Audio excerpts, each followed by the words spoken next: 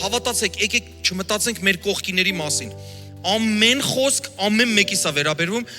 ու մի բան էլ ասեմ, դուք օրհնյալ եք, որ հիմա այս խոսքերը լսում եք։ Ես էլ եմ օրհնյալ, որ այս խոսքերը լսում եմ։ Գիտեք ինչի համար, որտեվ ինձ շտկում է։ Մանավանդ ինձ, որ երբ որ քարոզում եմ, գնում եմ դատապարտության մեջ, չլինի, որ հանկարծ իմ խոսածը չպահեմ, որտեվ սատանան էլ է ակտիվանում։ Ասում է, դու ես չասեցիր։ Դերեկ Պրինսը լավ ասում, ասում է, մենք քննադատության տենց խոշորացույցի տակ ենք դրված միշտ, բայց չի նշանակում, որ մենք այդ քարոզները, որ քարոզում ենք, մենք դա կատարյալ պահում ենք։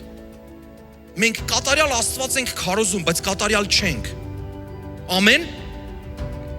Ուշադիրեք, հանկարծ որևէ մեկի մտքով չանցնի, որ այն օրը այն քարոզիչը, որ այս բանը խոսում էր, տեսար չպահեց, իհարկե լավ կլի պահի, բայց մարդիկ կանչված են կատարելություն քարոզելու, Հիսուս Քրիստոս քարոզելու։ Հո դուր չենք ասին, դե ոչինչ տենց սուրբ եղեք, կիսատ պրած տենց սուրբ եղեք, աշխատեք սուրբ եղեք։ Դու էլ կաշխատես, կարող է չստացվի։